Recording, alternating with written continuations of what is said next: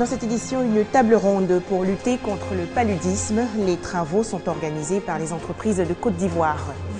Bientôt un prix pour célébrer et promouvoir l'éducation de la jeune fille, récompense accordée par l'ASCAD. Enfin, l'Écosse reste au sein du Royaume-Uni. Les électeurs se sont majoritairement prononcés contre l'indépendance. Bonsoir à tous, je suis ravie de vous accueillir sur RTI 2. Les entreprises ivoiriennes s'engagent dans la lutte contre le paludisme. Elles ont organisé récemment une table ronde. Il s'agit de mobiliser plus de ressources pour consolider les acquis et accélérer la lutte contre la maladie. Le paludisme, faut-il le rappeler, est responsable de plus de 40% des causes d'absentéisme dans les entreprises ivoiriennes. Les précisions de Serge Gongouma. Le taux de prévalence du paludisme en entreprise est de 40%. Cette maladie est la première cause de l'absentéisme dans les entreprises. Elle représente la plus forte dépense en santé dans ce secteur. Le palu est l'une des premières causes d'absentéisme en entreprise. Le palu également a une incidence grave sur la productivité des entreprises. Et donc finalement, il a été donc demandé aux différents patronats des pays francophones, avec la coalition des entreprises de ce pays-là, de prendre des initiatives au niveau national. Face à cette situation, la Confédération générale des entreprises de Côte d'Ivoire initie cette table ronde. Objectif, amener les opérateurs économiques et les responsables d'entreprises à adhérer au projet de lutte contre le paludisme. Pour nous, il est important que la question de lutte contre le paludisme soit aujourd'hui inscrite dans tout ce qu'on peut qualifier de responsabilité sociale et environnementale de l'entreprise. L'entreprise doit pouvoir à la fois agir sur la lutte contre le paludisme en interne, donc auprès des salariés, mais aussi dans la communauté. La rencontre d'Abidjan fait suite au forum initié récemment à Paris par le MEDEF, le Mouvement des entreprises de France, en collaboration avec la Confédération générale des entreprises de Côte d'Ivoire. Laquelle rencontre a eu pour objectif de mettre en exergue l'engagement des entreprises dans la lutte contre le paludisme. Santé toujours avec l'interdiction de sortie en Sierra Leone pour tenter de juguler l'épidémie d'Ebola. Freetown confine pendant 3 jours toute sa population. Des équipes de spécialistes vont se déplacer de maison en maison pour identifier les nouveaux cas d'Ebola.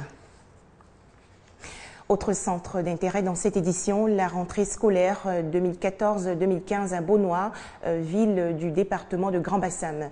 La coopérative des producteurs de caoutchouc éburnéens a offert 200 kits scolaires aux écoliers et élèves. Une œuvre sociale bien accueillie par les parents d'élèves. C'est un reportage de Michel Mambo. 200 kits scolaires pour prêter main forte aux parents d'élèves d'Adiaou, de Samo, de Yaou et de la Caritas Saint-Pierre-Claver de Beaunois, dans la région du Sud Komoué. Le don composé de fournitures scolaires et de sacs pour les élèves du CP1 au CM2 est un geste de la coopérative des producteurs de caoutchouc éburnéens. La structure entend ainsi offrir aux moins nantis la chance de passer une bonne année scolaire. Donc c'est que les temps sont un peu durs, donc on a décidé comme ça de les accompagner dans cette rentrée-là. Nous sommes entrés, nous sommes les parents, nous faisons mains et pieds pour pouvoir leur assurer une bonne éducation, à eux aussi de nous donner le retour, c'est-à-dire de bien travailler à l'école. Danse et cris de joie pour exprimer leur gratitude aux donateurs. Les bénéficiaires ont promis faire bon usage de ce matériel de travail. La coopérative des producteurs de caoutchouc éburnéens de Beaunois n'est pas à sa première action. À son actif, le don d'un groupe électrogène à l'hôpital général de Beaunois et bien d'autres actions de charité. Autre destination, l'ouest du pays. L'école primaire publique du village de Belay, dans la sous-préfecture de Logoualé, a également bénéficié de kits scolaires. C'est un don du conseil municipal de Logoualé. L'institution souhaite ainsi encourager la scolarisation des enfants. Franck Wadio et Eve Boué. Des kits scolaires pour les élèves de l'école primaire publique de Belay, village de la sous-préfecture de Boguné, une localité située dans le département de Logoualé, à l'ouest de la Côte d'Ivoire. Nous sommes à la journée de partage et de cohésion. Ce don du conseil municipal de Logoualé s'inscrit dans la dynamique d'encourager les parents à scolariser leurs enfants. Je suis venue accompagner le COGES de Bel-Air afin que les 75 élèves qui sont cette année à l'école primaire de Bel-Air puissent être tous dotés d'ouvrages scolaires pour que l'année prochaine, je sensibilise toute la population à encourager, à scolariser les enfants et plus particulièrement la petite fille de Bel-Air. Cette initiative est appréciée par la communauté villageoise. Elle a aidé les parents, mais Bel-Air est très content de tout ce que leur fille a fait aujourd'hui. Journée de partage et de cohésion, le temps est donné et coloré par une rencontre de football, facteur indiqué pour le rapprochement des populations. Je vous l'annonçais dans les titres, un prix pour célébrer et promouvoir l'éducation de la jeune fille. C'est une initiative de l'Académie des sciences, des arts, des cultures et des diasporas africaines. Ce prix sera décerné aux organisations ou personnes impliquées dans le combat pour la scolarisation de la jeune fille. On retrouve Franck Quadio. L'accès à l'éducation de la jeune fille, il était de 33%, chiffre officiel, il y a une dizaine d'années en Côte d'Ivoire. La cause, un contexte sociologique propre au pays de l'espace subsaharien. Le constat est aussi fait par l'ASCAD, Académie des sciences, des arts, des cultures d'Afrique et des diasporas africaines. Il n'y a pas de parité au niveau de l'éducation nationale. Parité entre le nombre d'élèves garçons et d'élèves filles. Constat, mais aussi proposition. L'ASCAD lance alors un concours pour la promotion de l'éducation de la jeune fille. Et c'est pour soutenir et appuyer l'action du gouvernement que l'ASCAD dédie son prix 2014 à ce thème, la promotion de l'éducation de la jeune fille. Le concours est réservé à toute organisation œuvrant pour l'accès de la jeune fille à l'éducation. Les dossiers soumis doivent, selon les organisateurs, comporter des contributions originales et significatives. Notons que depuis 3 éditions, l'ASCAD accentue la sensibilisation sur un domaine de société. Pour la 4e, l'éducation de la jeune fille est choisie. La date limite de dépôt des dossiers est fixée au 30 septembre 2014. 2 journaux pour la commune de Yopougon. Ce sont Yop Mag, un magazine de 20 pages, et Yopougon Trait d'Union, une publication de 12 pages. Ces 2 supports seront distribués gratuitement aux populations. Il s'agit de les informer des activités et réalisations de la municipalité. C'est un reportage de Serge Gongoma. Yop Mag, une revue trimestrielle, et Yopougon Trait d'Union, un journal mensuel. Ce sont les supports d'information publiés désormais par la mairie de Yopougon. Ces magazines, qui seront distribués gratuitement aux populations de Yopougon, ont été présentés au cours de cette cérémonie. Pour Gilbert Koné-Kafana et son conseil municipal, il s'agit de renforcer la communication autour des actions de développement menées dans la commune par le gouvernement et la mairie. Tout le monde ne suit pas forcément les événements.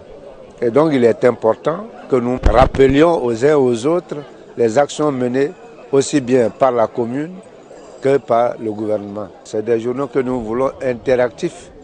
Il faut que les gouvernants portent l'information aux populations, mais il faut aussi que nous donnions la parole aux populations pour faire connaître leurs préoccupations.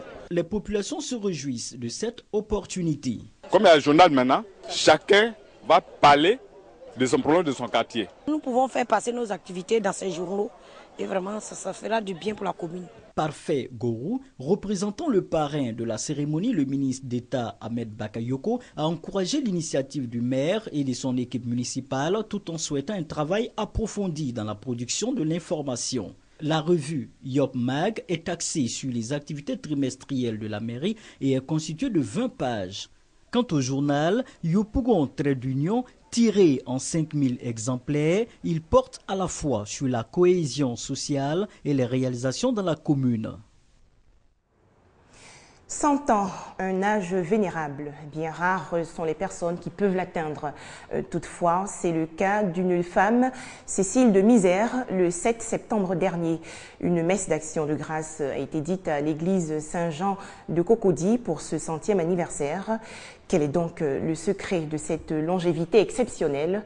Notre reporter Serge Gongoumin l'a rencontré à son domicile dans la commune de Cocody. Aujourd'hui, ils sont rares les adultes qui atteignent l'âge de 100 ans. Dame Cécile de Misère, née Nyaba, a bénéficié de cette grâce. Âgée de 100 ans et infirmière de profession, elle est mère de 5 enfants, grand-mère et arrière-grand-mère de plus de 20 petits-enfants, soit 4 générations. Pour pouvoir vivre longtemps, comme moi, si tu as un mari, il faut obéir le mari. Il ne faut pas l'insulter. Ni ses parents, ni lui-même. Il faut prier. Prier Dieu à ce qui t'aide dans tes entreprises.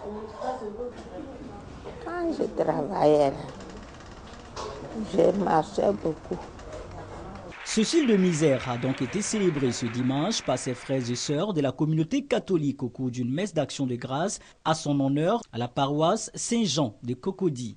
Cette fête, dénommée Célébration de la vie, a pour objectif d'exprimer la reconnaissance de la communauté à Dieu pour la faveur qui lui a été accordée. Pour ses enfants, Cécile de Misère est une femme de caractère. Elle a été très rigoureuse avec nous. Peut-être que c'est ce qui a permis que chacun puisse arriver jusqu'à ce stade-là. Doyenne du canton Yokoboué au centre-ouest de la Côte d'Ivoire, Cécile a servi dans certains centres de santé et maternité du pays avant de prendre sa retraite en 1983. En France, c'est le retour de Nicolas Sarkozy sur la scène politique. L'ex-président français se déclare aujourd'hui officiellement candidat à la tête de l'Union pour un mouvement populaire, l'UMP. C'est décidé, l'Écosse ne sera pas indépendante. Les électeurs appelés à se prononcer dans un référendum sur leur séparation d'avec le Royaume-Uni se sont majoritairement prononcés contre. Le non remporte plus de 50%. Les partisans du non jubilent. Les résultats du référendum sont tombés ce vendredi. L'Écosse reste britannique et le Royaume uni. Avec une majorité confortable, plus de 55% des électeurs écossais refusent l'indépendance. Je suis trop content que l'Écosse reste dans le Royaume-Uni. Les partisans du oui ont crié tellement fort qu'on pensait qu'ils étaient majoritaires. Mais nous sommes la majorité silencieuse et digne. Le vote a mobilisé 85% des électeurs, un record. La déception est grande dans le camp des indépendantistes, mais ils se raccrochent à la promesse d'une autonomie plus grande. Tout en reconnaissant la défaite, le Premier ministre écossais, Alex Salmond, appelle Londres à respecter ses engagements. Les partis en faveur de l'Union ont promis, en fin de campagne, de déléguer des pouvoirs à l'Écosse. L'Écosse s'attend à ce que ce vœu soit honoré rapidement. Message reçu par David Cameron. Le Premier ministre britannique appelle au rassemblement et annonce de nouveaux pouvoirs à l'Écosse. Nous veillerons à ce que ces engagements soient totalement respectés. Des pouvoirs sur l'impôt, les dépenses et les avantages sociaux seront validés en novembre et un projet de loi publié en janvier. Au Parlement de Westminster, plusieurs députés jugent ces promesses trop généreuses, qui selon eux risquent de créer du ressentiment dans les autres nations du Royaume. Vol MH17 de la Malaysia Airlines, des experts en médecine légale ont identifié 14 nouvelles victimes du crash, portant le total d'identification à 225. Enfin, dans quel pays seront organisées les éditions 2019 et 2021 de la Coupe d'Afrique des Nations? La Confédération africaine de football auditionne les candidats et doit se décider demain 20 septembre. 5 États en lice, dont la Côte d'Ivoire, le Cameroun, la Guinée-Conakry et la Zambie. Voilà, je vous souhaite une excellente fin de semaine sur RTI2, bien sûr.